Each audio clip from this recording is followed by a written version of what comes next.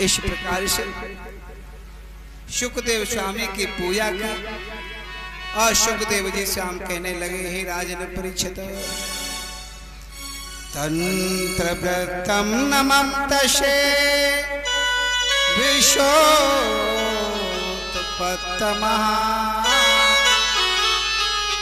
ऋषस्यतेन देवं मम एवो न बने पांडवः। एक समय की बात थी, हे राजा परीक्षित,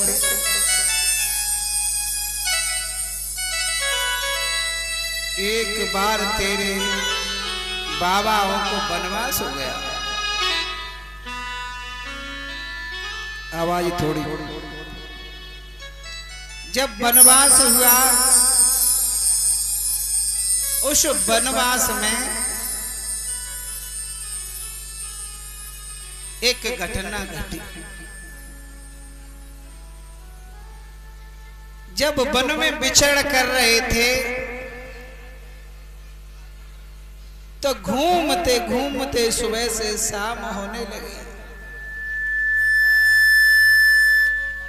नकुल सहदेव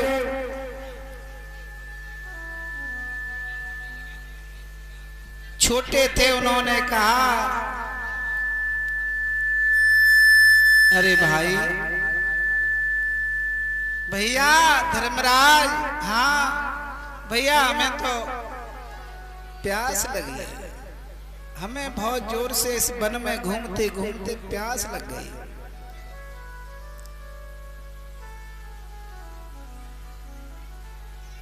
ऐसा सोच कर कहने लगे, धर्मराज, अरे भैया, आपको प्यास लगी है, कहीं जंगल में कुआं नहीं दिखाई देता, कोई सरोवर नहीं दिखाई देती, चलो देख लो, पास में एक आश्रम दिखाई देता है, सहदेव जल पीने के लिए चले जाओ। जब जंगल में उन पांडवों को प्यास ने सताया, व्याकुल होकर के सहदेव जल पीने के लिए निकल पड़े हैं। एक सरोवर के किनारे पहुंचे। उस सरोवर में पवित्र जल भरा हुआ था और पवित्र जल को पीने के लिए सहदेव चलने लगे तो आवाज आई, ठहर जाओ, ठहर जाओ, ठहर जाओ।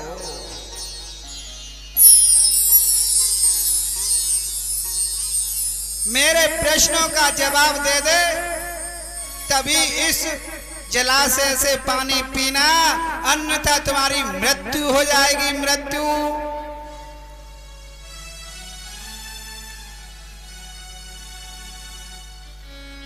कहा है भैया, तन व्यापी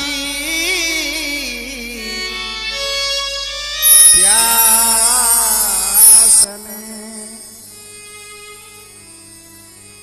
धीर धरी ना कोई।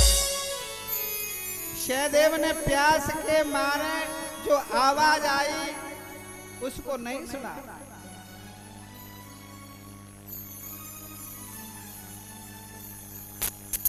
जल पी भैया, हाँ प्यास तो मुझे भी लगी, तुम भी चले जाओ। नकुल भी उस तालाब के किनारे पहुंचा घूमते घूमते, लेकिन जो हृदय में प्यास व्याप्त थी उसने आवाज लगाई कि भैया, कि हाँ जल पीना चाहते हो, मेरे प्रश्न का जवाब दे दो, अन्यथा मेरी सरोवर से जल पिया तो तुम्हारी मृत्यु हो जाएगी, मृत्यु।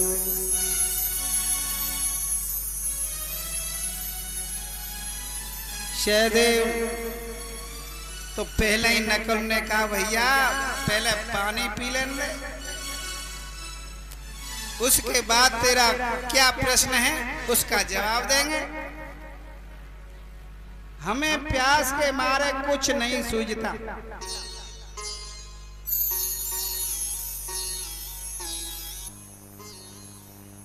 नकुल ने भी नहीं सुनी और पानी सरोवर से पिया। गजब है।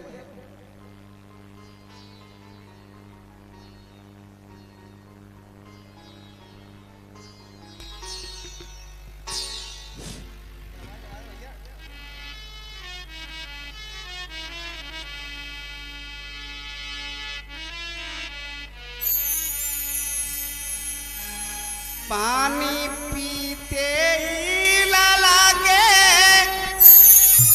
प्राण तन में आए हैं,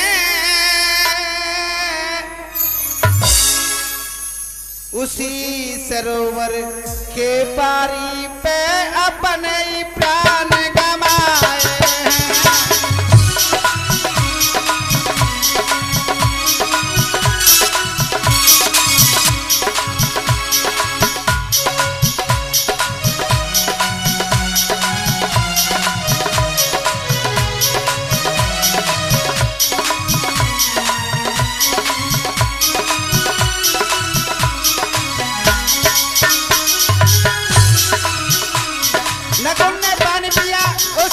सरोवर पे दोनों भाई के प्राणहीन हो गए। प्यास लगी तब अर्जुन को, तब वो भी वन में आए हैं।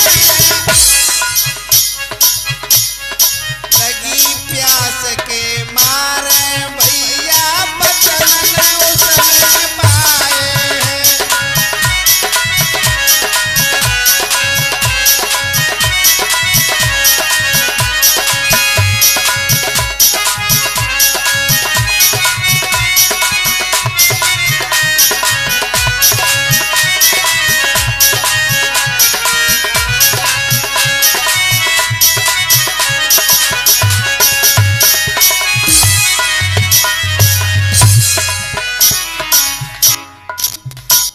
तीनों भाई उस सरोवर के किनारे तीनों पांडव मृत हो गए। जब तीनों पांडव मृत हो गए, भीम भी चलने लगा अपने गदा को उठा करके कि मेरे भाई नहीं आए, मुझे प्यास तो मुझे भी लगी है, पानी पीने के लिए दौड़ा जंगल में। आज्ञा दे दो बड़े भैया, मोई प्यास तुम्हारे देती है। भैया धर्मराज से भीम आज्ञा ले रहा है, मुझे प्यास सता रही है, मुझे भी जाने दो। छोटे भैया अर्जुन भी नहीं लौट के आया, अरे किसी छाया में बैठ गए होंगे। भीम भी चलने लगा। जब तनक में व्याप्त हुई, आकाशवाणी हुई, ऊपर से आवाज आई, अरे भैया भीम मेरे प्रश्न को जवाब दे दे, अन्यथा तेरे भाइयों की गति तेरी भी हो जाएगी।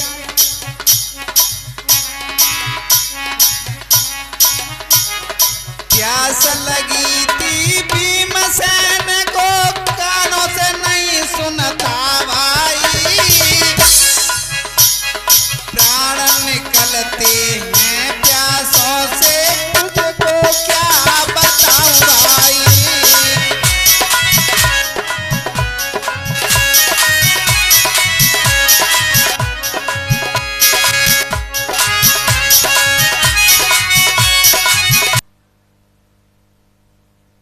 सुखदेव स्वामी कहने लगे, हे राजा परीक्षित,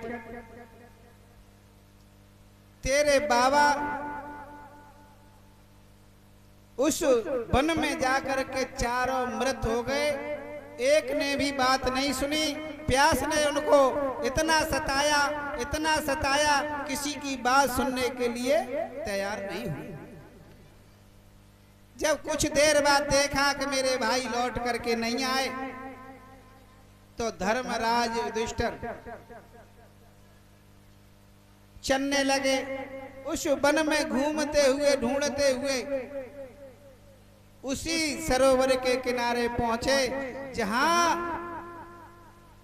चारों भाई मृत पड़े हुए हैं।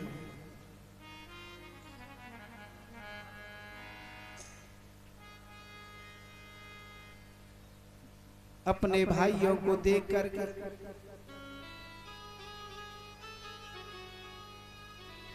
जो जल पीता है वो प्राणहीन हो जाता है।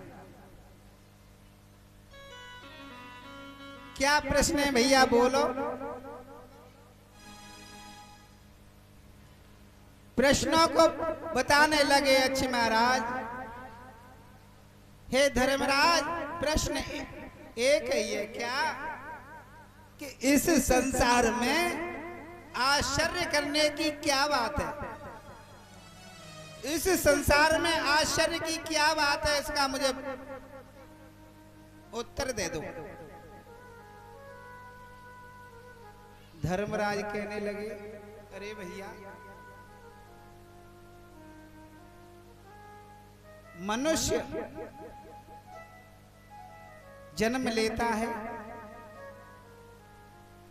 और मृत्यु को प्राप्त हो जाता है। जो संसार में आया है उसे जाना है। तब भी मनुष्य इस पृथ्वी पर आकर के अपना राज्य, अपना अधिकार, सब कुछ अपना समझता है। तो इससे आश्चर्य करने की बात इससे बड़ी क्या होगी?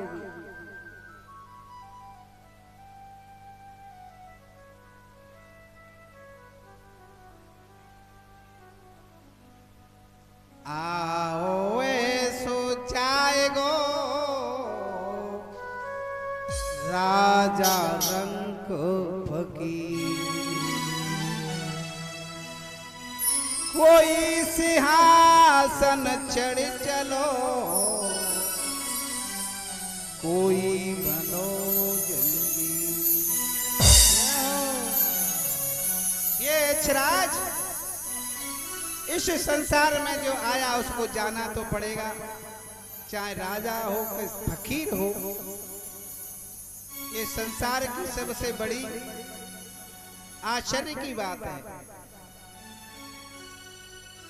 धर्मराज युधिष्ठिर के प्रश्नों को सुनकर के यक्ष प्रसन्न हो गया और कहा, धर्मराज, आपने मेरे प्रश्नों को तो जवाब दे दिया, लेकिन तुम कहो तो एक भाई को मैं जीवित कर सकता हूं। बताओ किसको जीवित करना है?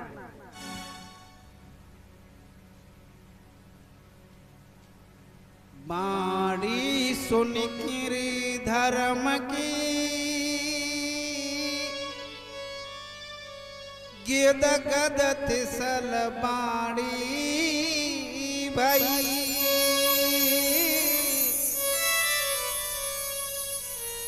आज्ञा दे दो धर्म तुम यच्छवेम ऐसे कही। हे धर्मराज, मुझे आज्ञा दो, तुम्हारे किस भाई को जीवित करना है?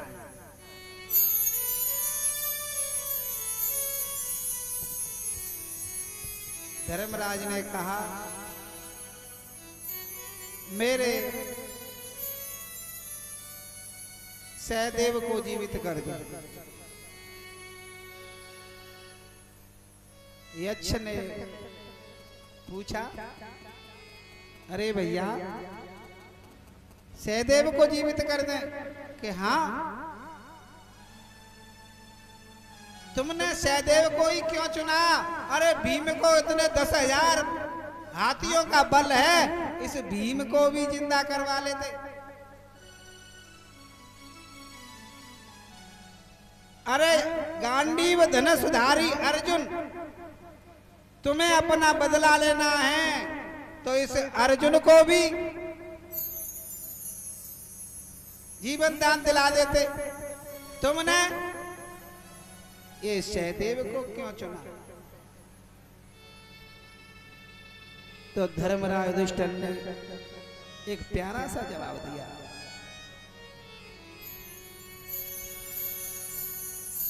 मेरे पिता की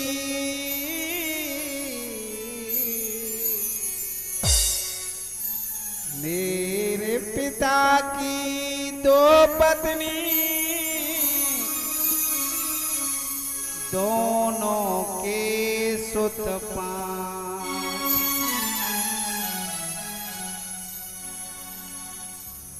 एक की माँ को मैं भयो, दूजी को जेला।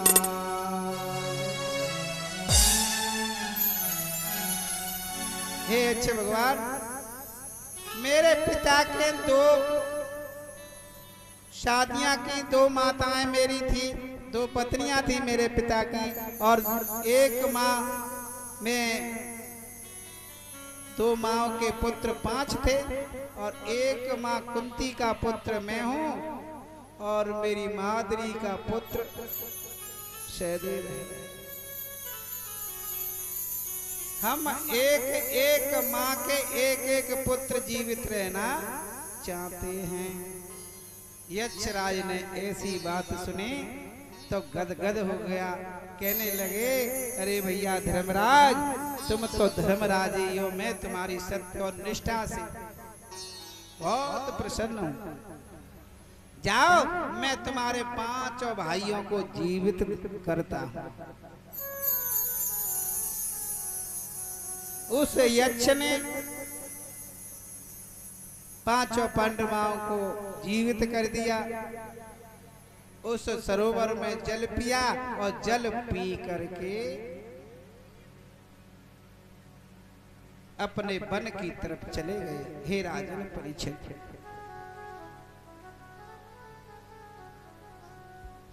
इस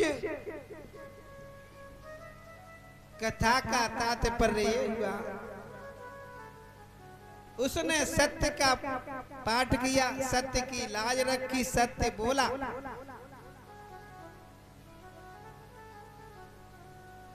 साच बराबर तप नहीं, झूठ बराबर पाप, जाके हृदय साच है, ताके हृदय पाप।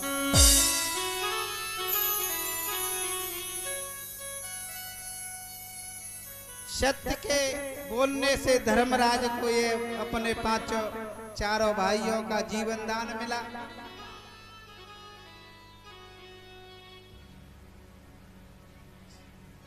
बोले आनंद कंद भगवान की जय हो, बोले वृंदावन बिहारी लाल की जय हो।